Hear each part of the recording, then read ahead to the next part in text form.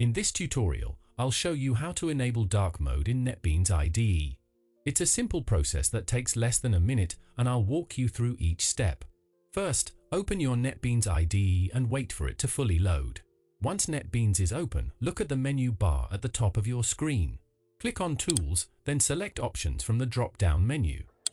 This will open the settings window where you can customize your IDE. In the Options window, locate and click on Appearance tab on the left sidebar. Within the Appearance section, you'll find Look and Feel settings. Under Look and Feel, you'll see a list of available themes. Choose any of the dark mode options. NetBeans typically offers several variations like Flat Laugh Dark or Flat Laugh Cupertino Dark. Choose the dark theme that best suits your preferences.